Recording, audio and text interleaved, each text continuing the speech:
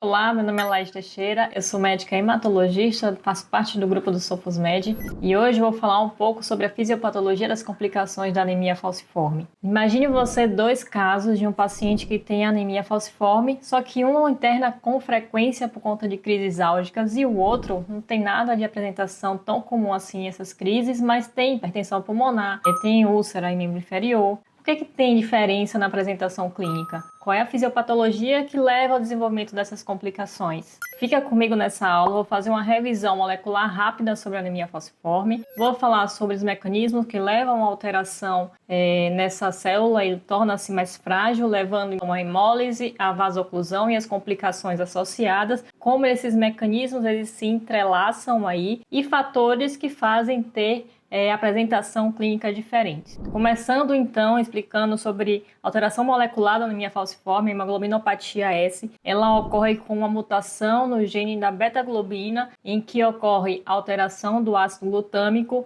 pela valina. A gente tem então uma facilidade dessas células, dessas hemácias, de se polimerizar com a dissociação do oxigênio. E essa alteração na hemácia faz ela terem essa conformação em forma de foice, quando ela se dissocia do oxigênio. E essa formação, ela torna essa célula mais frágil, com a membrana mais enrijecida. E isso faz desencadear um processo que leva à hemólise e a vasoclusão. A cada ciclo de oxigenação e desoxigenação, essa célula ela se desidrata, perde íons. E isso faz que a concentração de hemoglobina S seja maior dentro dessa célula. E isso desencadeia o processo, então, que vai levar à hemólise e à vasoclusão. A fisiopatologia, da doença é falciforme. Então, quando a gente tem a polimerização, a gente desencadeia alguns processos. A hemólise, com a liberação da hemoglobina livre, M livre, na corrente sanguínea. Nós temos a vasoclusão, com formação de microtrombos. Temos também a lesão endotelial, com ativação de moléculas de adesão. E também a gente tem um processo inflamatório estéreo, em que há recrutamento de células leucocitárias, plaquetas dentro daquele vaso. Portanto, é uma doença que tem um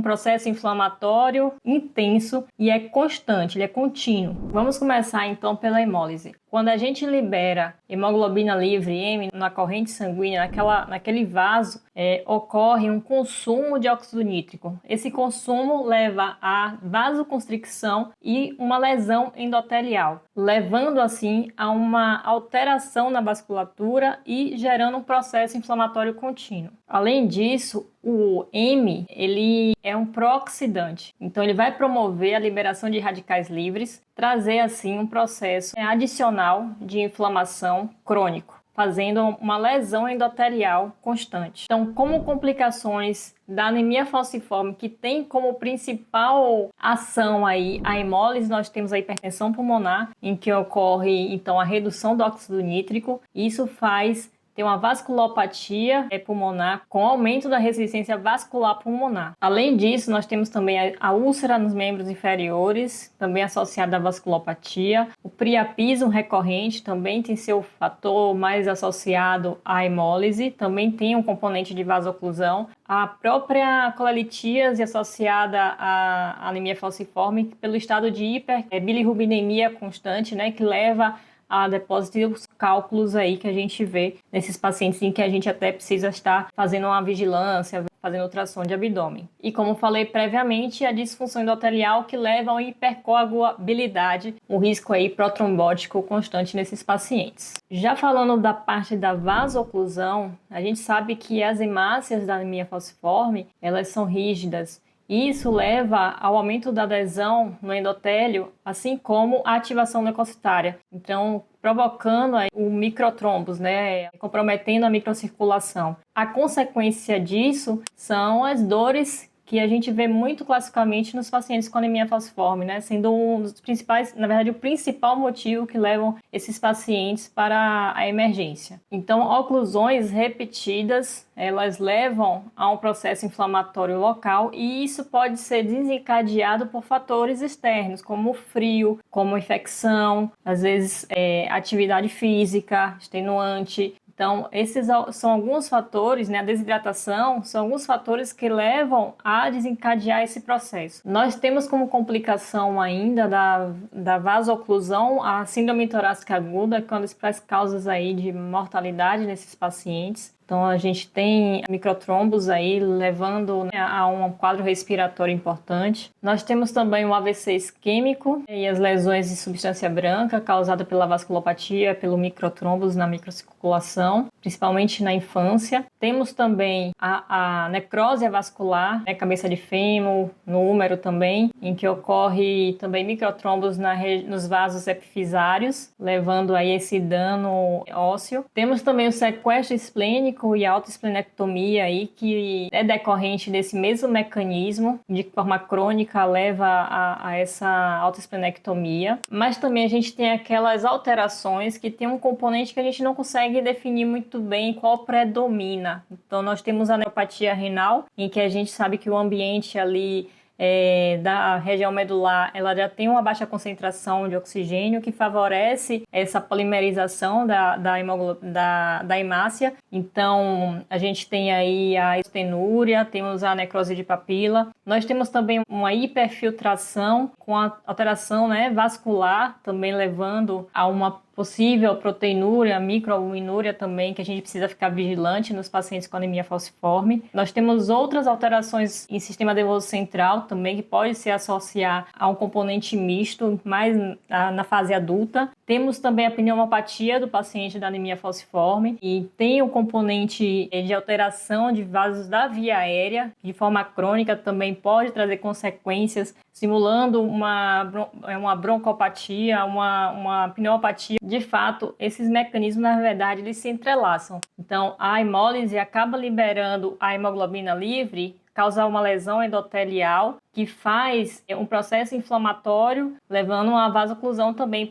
por essas hemácias. E a vasoclusão, por sua vez, ela gera hipóxia, e isso faz liberar radicais livres, o que torna a hemácia mais propensa a ser destruída e fazer, assim, esse mecanismo de retroalimentação da hemólise. Então, esses dois mecanismos, na verdade, eles se retroalimentam. Mas a gente sabe que cada paciente tem um eixo aí que predomina, e também existem fatores associados que fazem desses pacientes ter um tipo de apresentação. Então, um desses fatores é a persistência da hemoglobina fetal. É uma hemoglobina presente nas crianças e no feto. No entanto, quando a gente vê pacientes que têm uma hemoglobina fetal persistente na vida adulta, esses pacientes tendem a ter um quadro mais brando na anemia falciforme. Isso se deve porque a hemoglobina fetal ela não participa na polimerização. Então, quanto mais hemoglobina fetal, menor vai ser o grau de polimerização. Consequentemente, menor esses efeitos vão ser desencadeados, né? A vasoclusão e a hemólise. Então, tende a ter um quadro clínico mais brando. Além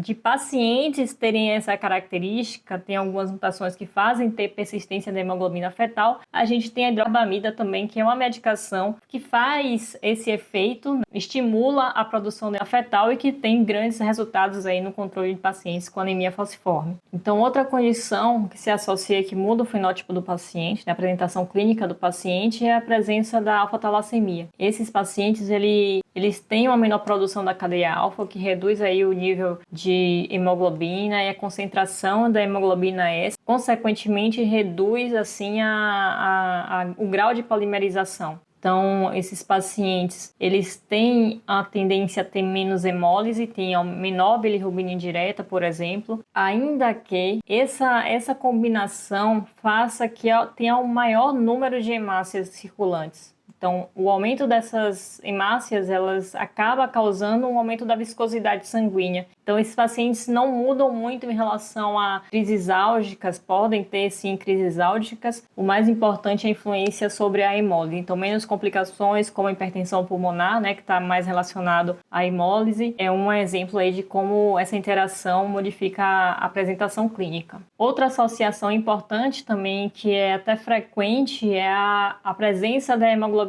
C, né? A hemoglobinopatia C, que é a mutação também na mesma região, só que ao invés da valina, você troca pela lisina. E Então, esse paciente ele herda a hemoglobina C e a hemoglobina S. Então, a gente tem um perfil aí de hematopatia SC. A hemoglobina C, ela tem uma tendência à cristalização. Ela ativa um canal de transporte dependente de cálcio, que faz ter a entrada de água, e isso torna essas hemácias mais densas. Quando fica mais densas, maior o risco de vasoclusão. Então, esses pacientes podem apresentar crises álgicas menos intensas do que quando é SS, mas ainda assim é algo que precisa a gente estar vigilante e até muitas vezes com necessidade de usar algum tratamento devido a isso. Mas ela não polimeriza como a hemoglobina SS. Logo, a gente tem menos complicações associadas à parte da hemólise. No entanto, a gente tem que ficar de olho que esses pacientes têm uma tendência a ter uma vasoclusão em locais específicos,